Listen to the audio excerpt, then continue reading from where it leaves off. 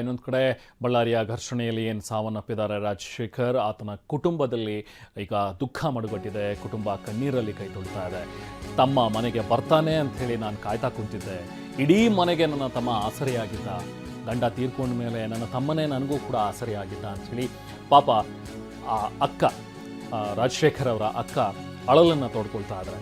ನಿನ್ನ ಮಕ್ಕಳನ್ನು ನಾನು ನೋಡ್ಕೊಳ್ತೀನಿ ಅಕ್ಕ ಅಂತ ಹೇಳ್ತಾ ಇದ್ದಂತೆ. ಸೋಮವಾರ ಅಷ್ಟೇ ಶಬರಿಮಲೆಗೆ ಹೋಗಿ ಬಂದಿದ್ದ ಅಂಥೇಳಿ ತಮ್ಮನ ನೆನೆದು ಅಕ್ಕ ಉಮಾ ದುಃಖವನ್ನು ತೋಡ್ಕೊಳ್ತಾ ಇದ್ದಾರೆ. ನಮ್ಮ ಅಪ್ಪ ತೀರ್ಕೊಂಡು ಹೋಗ್ಬಿಟ್ರು, ನಮ್ಮ ಹಸ್ಬೆಂಡು ಇಲ್ಲ, ನಮ್ಮ ತಮ್ಮವ್ರು ಇಬ್ಬರು ಇದ್ದಾರಂತ ಅದೊಂದು ಧೈರ್ಯ ಇತ್ತು ನಮಗೆ. ನಮ್ಮ ತಮ್ಮ ದೊಡ್ಡತ, ಮನೆಗೆ ದೊಡ್ಡದಿಕ್ಕೆ ಅವನೇ. ಅವನು ಇಲ್ದಂಗೆ ಆಗ್ಬಿಟ್ಟ, ನಮಗೆ ಆಧಾರ ಇಲ್ದಂಗೆ ಆಗ್ಬಿಟ್ಟೈತೆ, ದುಡ್ಡೇನು ಇಲ್ದಂಗೆ ಆಗ್ಬಿಟ್ಟೈತೆ. ನಮಗೆ ಸಂಕಟ ಬರ್ತದೆ ಸರ್. ನಮ್ಮ ತಮ್ಮವ್ರು ಇರ್ತಾರಂತ ಅದೊಂದು ಧೈರ್ಯ ಇತ್ತು ನನಗೆ. ಗಂಡ ಕಳ್ಕೊಂಡ್ರು ನಮ್ಮ ತಮ್ಮನವ್ರು ಅದರ ಒಂಬದೊಂದು ಇತ್ತದು. ಇವಾಗ ನಮ್ಮ ತಮ್ಮ ಇಲ್ದಂಗೆ ಆಗ್ಬಿಟ್ಟು ಸರ್. ನಮ್ಗೆ ದೊಡ್ಡದಕ್ಕೆ ಇಲ್ಲ, ನಮಗೆ ಆಧಾರನೇ ಇಲ್ಲ ಸರ್. ನನಗಿಬ್ಬರು ಮಕ್ಕಳಿದಾರ. ನಮ್ಮ ತಮ್ಮನ್ನ ನೋಡ್ಕೊಂಡು ಬದುಕಂತಿದ್ದೆ ನಾನು. ನಾವು ಬಡ ಕುಟುಂಬ ಸರ್. ನಮಗೇನು ಆಸ್ತಿ ಪಾಸ್ತಿ ಏನಿಲ್ಲ ಸರ್.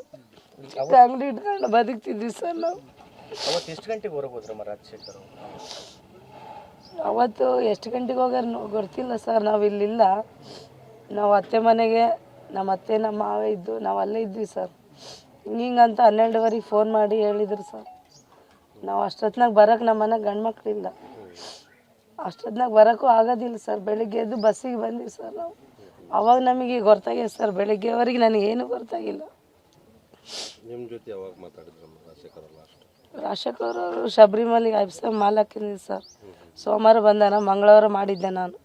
ಬಂದೇನಪ್ಪ ಊರಿಂದ ಅಂದ್ರೆ ಹ್ಞೂ ಬಂದಿನಕ್ಕ, ಪ್ರಸಾದ ತಗೊಂಡೋಗಂತೆ ಬಾತ್ ಕರೆದ ಸರ್. ಪ್ರಸಾದ ತಗೊಂಡೋಗೋ ಬಾಕ ಅಂತ ಬರೋಕ್ಕಾಗೋದಿಲ್ಲಪ್ಪ, ಮೊನ್ನೆ ಬಂದೋಗಿದ್ದಿ ಅಂತ ಹೇಳಿದೆ ಸರ್. ಪ್ರಸಾದ ತಗೊಂಡೋಗ ಬಾಕ ಅಂತ ಕರೆದ ಸರ್. ಅಷ್ಟೇ ಸರ್, ಮಕ್ಕ ಕೂಡ ನೋಡಿಲ್ಲ ಸರ್.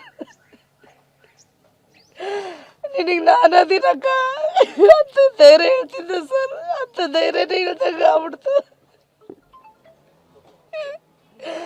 ನನ್ನ ಮಕ್ಕಳಿಗೆ ನಾನದಿ ನಿನ್ನ ಮಕ್ಕಳು ನೋಡ್ಕೊಂತೀನಿ, ನಾನು ಅದಿನಕ್ಕ ಅಂತ ಒಂದು ಧೈರ್ಯ ಕೊಡ್ತಿದ್ದೆ ನನಗೆ ನಮ್ಮ ದೊಡ್ಡ ತಮ್ಮ. ಅವನೇ ಇಲ್ದಂಗೆ ಆಗ್ಬಿಟ್ಟು ಸರ್. ಇವಾಗ ನಮ್ಮ ಪರಿಸ್ಥಿತಿ ಏನು ಸರ್?